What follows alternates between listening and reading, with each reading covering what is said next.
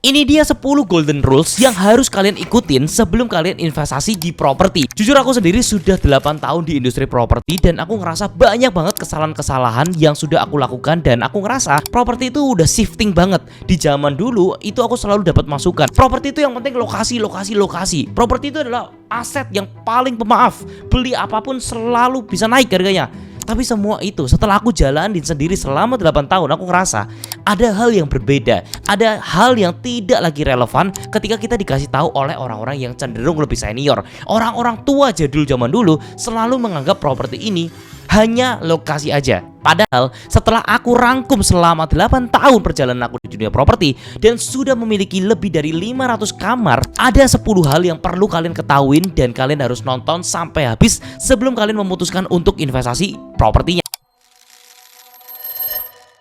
Yang pertama adalah beli di harga yang tepat. Properti itu yang terpenting adalah dibelinya, bukan dijualnya. Jual itu di luar dari kontrolnya kita. Kita nggak tahu kapan ada customer yang tiba-tiba tertarik dengan propertinya kita dan mengakuisisi propertinya kita. Jadi yang bisa kita kontrol adalah waktu pembeliannya. Jangan sampai kalian membeli itu di harga market price, di harga yang sudah lebih tinggi dibandingkan dengan harga market price-nya. Selalu tawar semurah-murahnya supaya kalian mendapatkan untung yang maksimal.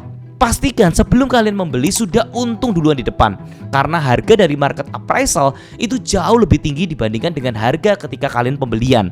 Dan ketika kalian menerapkan strategi BER yang sudah pernah aku share di video-video sebelumnya, itu kalian akan mendapatkan capital gain yang sangat-sangat maksimal. Contohnya adalah ketika kalian itu membeli aset yang harganya itu 100%, kalian harus bisa nego gimana caranya supaya angkanya jadi 70%. Atau mungkin kalau kalian lebih jago lagi, kalian bisa nego sampai di angka 60%. Kemudian kalian melakukan strategi BER, kalian renovasi, masukkan uang 20% ke dalamnya, jadi kalian asetnya itu 80%. Sehingga ketika kalian mau jual di angka 110%, 120%, itu masih bisa banget karena orang ngelihat market price di sekitarnya itu 100%, kalian punya barang itu nilainya 120% lebih tinggi dan kalian jual itu di angka 120%, orang masih pilih produknya kalian.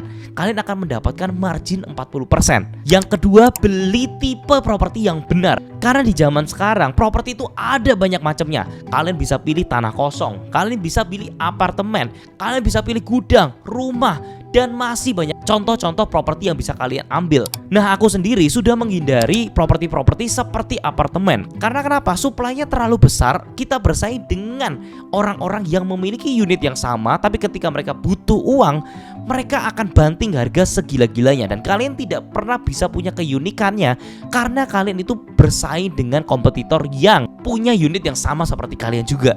Kalau mau cari tanah kosong boleh atau enggak? Jawabannya boleh, asalkan kalian bisa nego harganya semurah mungkin. Tapi kalau kalian masih mau apartemen, ya mungkin boleh kalau kalian itu dapat harganya yang murah-murah sekali.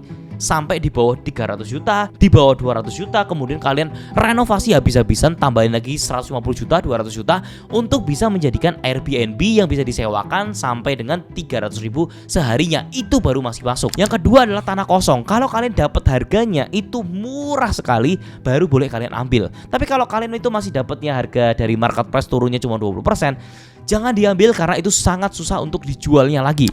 Kalau gudang gimana? Gudang ini menurut aku masih rising star. Kenapa? Karena sekarang China itu lagi datang banyak ke Indonesia. Dia membuat pabrik-pabrik, membuat barang-barangnya mereka didistribusikan, ditaruh di dalam gudangnya Indonesia, kemudian didistribusikan. Jadi kalau kalian lihat pergudangan itu, capital gainnya itu masih kayak ruko-ruko 10 tahun yang lalu.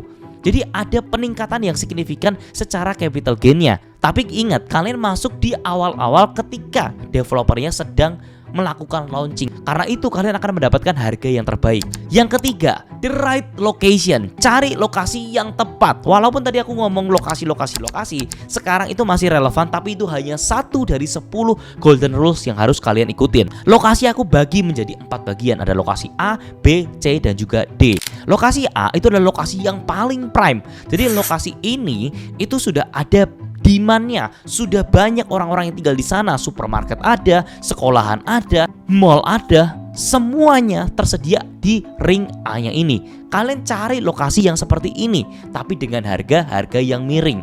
jangan cari lokasi yang B. Lokasi B itu adalah lokasi spekulasi, di mana kalian itu tahu kira-kira akan ada jalan tol di sini yang akan dibangun pada tahun 2028.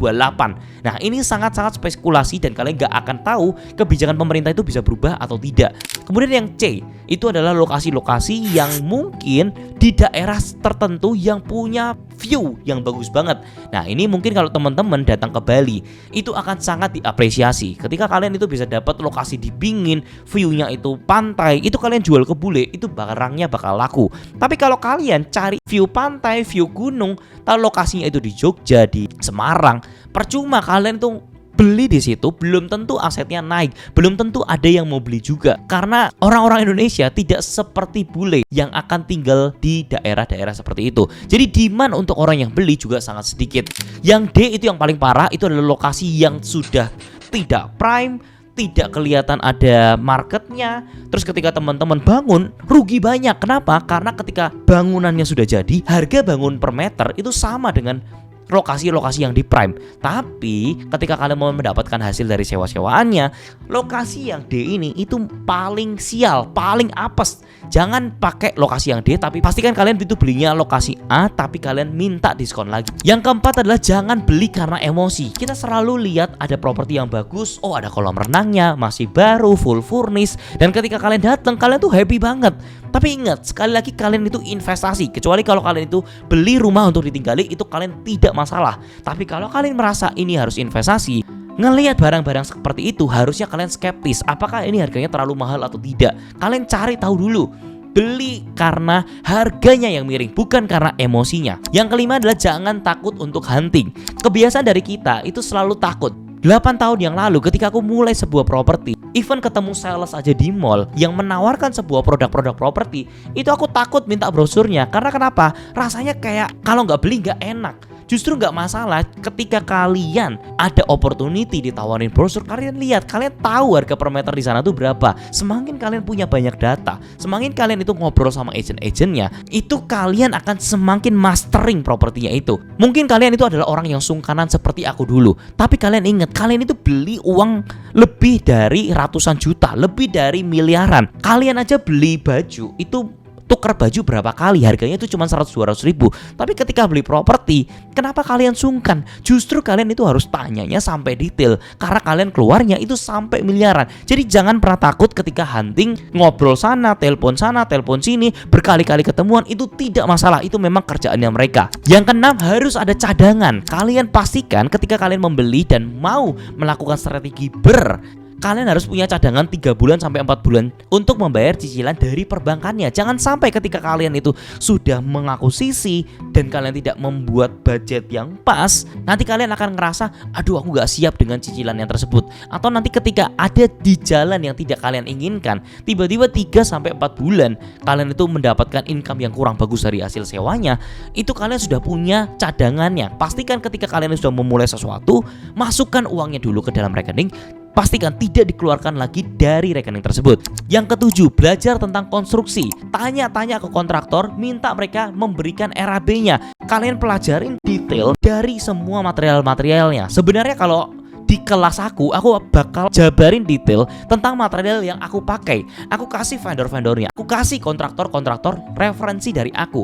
Kenapa ini penting? Karena kontraktor itu nyawa dari sebuah propertinya itu sendiri. Nilai propertinya itu, bangunan biasanya memakan nilai sampai 70%. Kalau kalian itu ada kerusakan di sana, rusaknya bisa sampai 10%. Dan kalian akan keluarin uang lagi 7% dari nilai properti tersebut. Sangat mahal. Pastikan kalian itu sudah benar-benar bagus secara RAP. Kalian tahu cara mengelola konstruksinya sampai akhirnya pembangunannya itu berjalan dengan lancar. Walaupun memang gak akan 100% benar, tapi paling enggak kalian pelajarin dulu. Kalian compare RAP 1 dengan 5 RAP lainnya, ngobrol sama kontraktornya, cari yang benar-benar kalian bisa percaya. Yang kedelapan, jangan beli bangunan yang kecil. Karena kalau kita mau mengakuisisi sebuah properti dan menjadikan itu kos-kosan, yang paling penting adalah bangunannya itu full 2 lantai, bangunannya sudah ada, supaya ketika kalian mau menjadi kos-kosan, kalian tidak perlu keluar uang terlalu banyak. Karena struktur itu makan biaya sampai dengan setengahnya. Misalkan bangun per meter itu 6 juta. Kalau misalkan kalian itu ada strukturnya, kalian masih mendapatkan 3 jutanya. Nah, nanti kalian tinggal tambah lagi untuk biaya renovasi ya 1 juta, 2 juta per meter. Tergantung dari seberapa renovasi yang kalian lakukan. Dibandingkan ketika kalian membeli rumahnya itu kecil-kecil, kalian akan membangun bangunan baru lagi yang nilainya 6 juta per meter. Ini sangat sayang Bapak Ibu ya. Pastikan ketika mengakuisisi sebuah properti, propertinya yang sudah full bangunan. Kalau bisa 3 lantai, 3 lantai. Kalau bisa 4 lantai, 4 lantai sekalian. Yang ke-9, jangan flip terlalu cepat. Aku punya temen yang sampai kena pajak itu nilainya ratusan miliar. Karena dia sudah berkecimpung selama 20 tahun di properti, tapi setiap tahunnya dia jualan propertinya itu lebih dari 8 unit propertinya. Akhirnya ketarik ketika dia itu sudah 10-20 tahun di dunia properti, dia setiap tahun jualnya segitu. Ternyata dia tidak pernah membayar PPN. Sedangkan ketika kalian itu menjual banyak, kalian sudah harus mempersiapkan. Kalian sudah harus membuat PT-nya. Kalau enggak, kalian bisa sama seperti temanku yang akhirnya kena pajak sampai dengan ratusan miliar. Itu akhirnya dinego-nego selama 2 tahun, kenanya tetap di angka 30-40 miliar. Ini hati-hati, jangan terlalu cepat ngeflip sesuatu. Ada teknik rahasia yang sebenarnya aku bisa share ke kalian, tapi gak bisa lewat online. Jadi makanya kalau misalkan kalian mau ikut kelas, itu sangat-sangat worth it supaya kalian itu bisa maintain ketika kalian punya perpajakan yang tidak benar. Yang ke-10, mentorku selalu bilang wealth itu coming from owning, bukan dari flipping. Jadi jangan selalu semua properti-propertinya itu kamu jual-jualin terus. Ada beberapa yang kamu sisihkan memang untuk kamu transfer ke generasi-generasi selanjutnya kamu. Karena setiap harinya properti itu semakin lama semakin mahal, dan semakin properti itu mahal, anak-anak kalian itu tidak akan bisa owning properti tersebut. Dan ketika kalian sudah punya properti yang mengenerate income yang bagus, pasti kan ada beberapa yang kalian simpan juga, bisa kalian wariskan, dan kalian bisa mendapatkan passive income sampai ratusan juta rupiah ketika propertinya itu sudah lunas sendiri. Karena ujung-ujungnya apa yang kita lakukan sekarang itu memang untuk generasi selanjutnya. Dan selalu ingat, kita bisa flipping, kita bisa dapat uang secepatnya, tapi belum tentu kita itu bisa punya wealth. Artinya kita punya kebebasan waktu, kita punya kebebasan freedom, dimana ketika kita masa tua kita gak perlu lagi pusing cari instrumen apa lagi, ngolah apa lagi, karena kebebasan kita untuk bisa melakukan apapun yang kita inginkan, melakukan hobi kita, melakukan bersama keluarga-keluarga kita, pilih liburan yang terbaik, sekolah yang terbaik, menemani ketika ada yang sakit, itu adalah hal yang jauh lebih mahal. Jadi pastikan ketika kita punya properti-propertinya, jangan semuanya dijual. Ada beberapa yang disisihkan yang memang kita pakai untuk ketika kita sedang tidak lagi bisa bekerja. Income dari properti inilah yang akan bekerja seumur hidupnya buat Bapak Ibu semua. Ini adalah 10 golden rules yang harus kalian ketahui sebelum kalian invest di properti, dan pastikan kalian ikutin karena ini bisa menghemat ratusan juta bahkan miliaran rupiah ketika kalian benar-benar mempelajarinya. Thank you for watching. Semoga video ini juga bermanfaat. Semua akan properti pada waktunya. I'll see you in the next video guys. See ya.